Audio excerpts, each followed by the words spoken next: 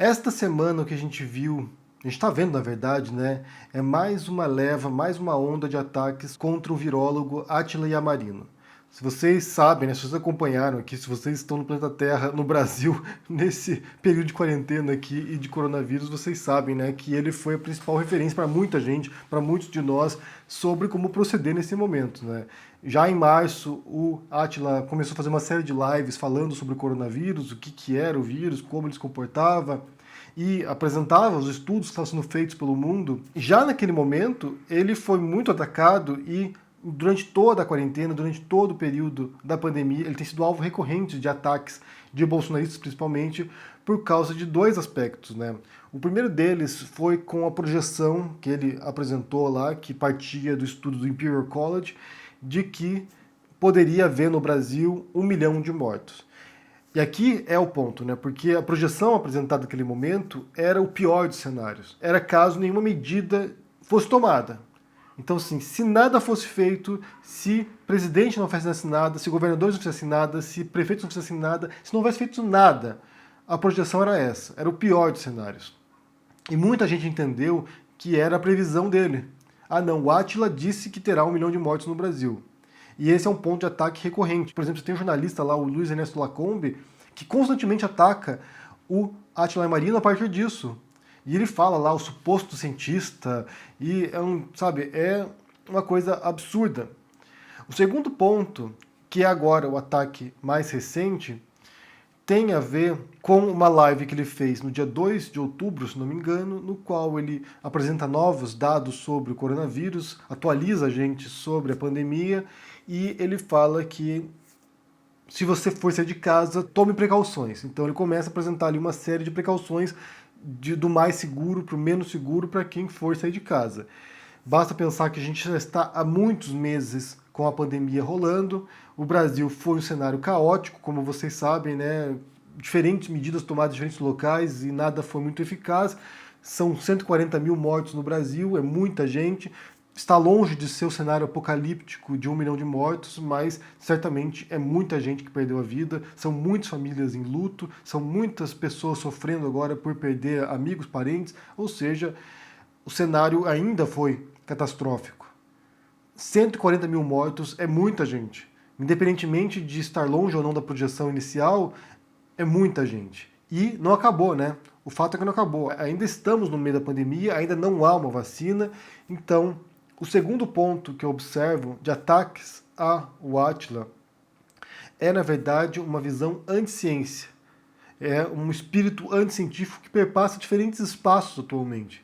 A gente tem isso na política, o Bolsonaro é alguém que nega a ciência, alguém que diz que era uma gripezinha, o coronavírus, que era um resfriadinho. O Trump é alguém que faz isso também, né? O Trump é alguém que está infectado agora com o coronavírus, foi para o hospital e saiu ontem à noite do hospital e vem dizer que não é tão grave quanto se diz. Então, assim, você tem um espírito anti-ciência na política, você tem um espírito anti-ciência na população em geral, né? Muita gente também reproduz um discurso de desconhecimento mesmo, de ignorância sobre como funciona a ciência, e você tem também um espírito anti-ciência começando a ocupar agora a própria universidade. Eu recebi uma mensagem hoje de manhã, dizendo que está tendo uma semana científica na Universidade Federal do Mato Grosso do Sul e que uma das palestras lá foi feita com um cientista, entre aspas, que defende o modelo do design inteligente, que nega a teoria da evolução do Darwin e propõe um modelo que a gente pode dizer que é teológico, né? De que uma inteligência superior criou o universo. Então, uma grande falha para poder compreender o que está acontecendo é justamente, bem, eu penso em parte a ignorância e por outro lado também a desonestidade, né, a má fé. Pessoas mal intencionadas que tentam distorcer aquilo que os cientistas dizem para atacá-los. E eu até vejo que esses ataques ao Átila não são exatamente ataques ao Átila especificamente, né, ao sujeito, ao indivíduo, ao homem Átila, mas são ataques à ciência mesmo. São ataques ao espírito científico, ao método científico, pessoas que não sabem como a ciência opera. Eu já falei anteriormente sobre isso aqui, que a ciência, ela se dá geralmente, ela ocorre em espaços de experimentos e de testes e de especulação que não são abertos ao público em geral. Via de regra, a gente não acompanha desenvolvimento de vacinas, por exemplo. A gente não fica acompanhando testes clínicos de vacina. Mas nesse caso em particular, como se trata de um fenômeno que é global e é muito grande, é algo que nos impacta diariamente, estamos todos nós aqui de olho em como a ciência opera, e há essa expectativa de que surja uma cura milagrosa, de que os cientistas sempre acertem, de que todas as previsões que eles façam, ou as projeções que eles façam, ou os experimentos que eles façam sejam bem-sucedidos.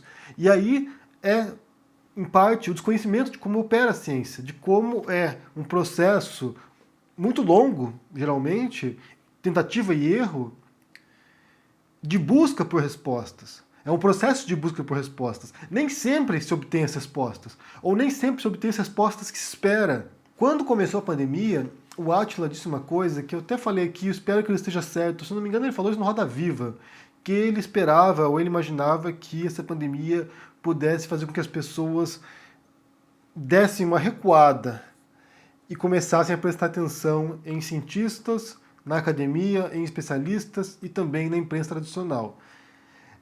Me parecia otimista isso, né?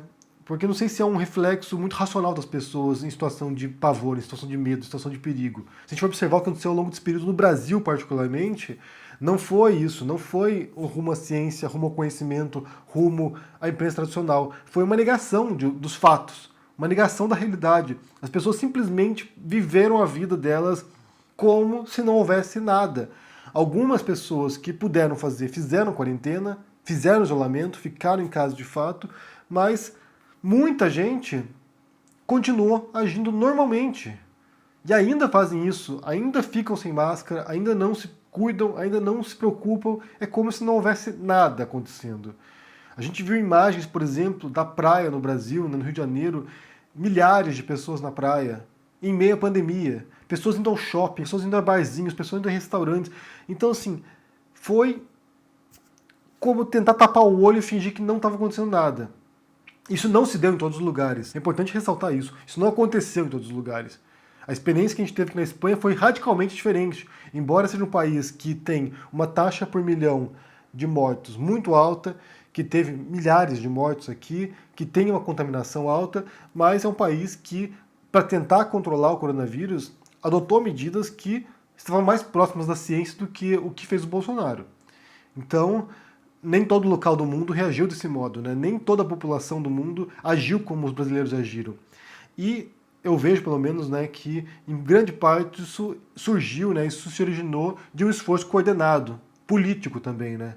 Então, assim, a cúpula política mandando uma mensagem unificada que veio pela imprensa, que veio por professores, que veio pela sociedade civil, e esses diferentes grupos mantiveram uma mensagem padronizada. Fiquem em casa, se cuidem. Quando você tem toda essa cúpula reproduzindo um discurso unificado, isso acaba passando pra gente que é importante ficar em casa. Então, como eu já falei pra vocês aqui, a gente vê na televisão o tempo todo, televisão, propaganda de bancos, propaganda de carros, propaganda de empresas aéreas, a parte da saúde aqui da Espanha repetindo a mensagem, a imprensa, jornalistas. Então, assim, era uma mensagem unificada. Diferentes partidos, mesmo de oposição, unificados em torno de um objetivo comum que era salvar vidas. Quando você tem isso, o exemplo surge de cima, como a gente viu com a Angela Merkel, por exemplo, quando o exemplo surge de cima, isso aqui vai se ramificando para baixo. Quando você teve no Brasil o oposto disso, o presidente atrapalhando as medidas de combate ao coronavírus, demitindo o ministro da Saúde, como fez com Mandetta, ou forçando o segundo ministro Tait a se demitir, quando você tem esforços descoordenados e mensagens conflitivas, mensagens contraditórias, por um lado você tem médicos falando fica em casa, por outro lado outros médicos negando isso, por um lado você tem jornalistas falando fica em casa, por outro lado você tem outras emissoras como a CNN fazendo debates inócuos, debates vazios, debates ridículos, se ficar em casa ou não é uma boa ideia, com o Caio Coppola defendendo posições absurdas. Quando você tem esse desencontro de mensagem, você confunde a população, que foi o mesmo que aconteceu nos Estados Unidos. Então, nesse sentido, a voz de cientistas, a voz de figuras como Átila Yamarino acabam sendo sufocadas numa cacofonia de mensagens contraditórias e você não sabe a quem ouvir. E você vai e vê no grupo do WhatsApp da família, se você tomar um vermífugo, você vai estar bem. Então, em vez de termos, como o Átila havia sugerido, um recuo para a ciência e para a imprensa, o que houve foi essa fragmentação em diferentes vozes cada um dizendo uma coisa diferente e a população não sabia como agir. E daí o atraso para o auxílio emergencial. Então pessoas tiveram que trabalhar, se expondo na rua. Depois, quando chega o auxílio, cidades reabrindo, estados reabrindo. Ou seja, foi uma bagunça. Então, o cenário brasileiro, embora não seja o pior cenário possível de mortes, foi certamente um dos piores cenários do mundo no modo como se combateu a doença. Eu repito aqui, os ataques ao Átila são mais do que meros ataques ao indivíduo Átila. É um ataque à própria ciência, ao próprio conhecimento científico. E a gente vai ver isso, as consequências disso, quando surgir a vacina também. O modo como os brasileiros e o presidente e a cúpula política vai lidar, né? A imprensa também vai lidar com a vacina. Por exemplo, esse caso que eu citei aqui da Universidade da Federal do Mato Grosso, né, com um cientista, entre aspas, defendendo o design inteligente na universidade, já demonstra que o buraco é bem mais embaixo e a situação tende a se tornar mais obscura do que já é. E outra coisa que atacaram, né, um terceiro ponto que atacaram foi a comparação de imagens, né, entre o Átila no começo da pandemia e depois da pandemia, né? Ele, no começo lá, bem mais magro, e depois mais gordo e descabelado, e assim, é aquela coisa, né? Acho que a gente falou até isso quando a gente fez a live do retorno, né? Como a pandemia, como a quarentena, como o isolamento destruiu as pessoas. Por exemplo, aqui foram 3 meses de isolamento. Foram 3 meses fechados em casa. E isso já foi horrível. Isso já foi desgastante. Eu engordei. A gente tipo, ficou sedentário. Sabe, foi horrível. Foi horrível. 3 meses já foram horríveis. E agora imagine pessoas que estão em quarentena no Brasil até agora. Pessoas que fazem parte do grupo de risco que não deixaram suas casas, ou que evitaram ao máximo sair de casa, que ainda estão com a vida em risco, e por causa de políticas ineficazes de combate ao coronavírus. Imagine como está a saúde mental dessas pessoas, e não apenas física, né? Não apenas de ter engordado, de estar estressado, de estar... A saúde mental dessas pessoas. Ficar meses sem contato pessoal com seus amigos, com seus parentes. E o fato é que, primeiro, a pandemia não acabou.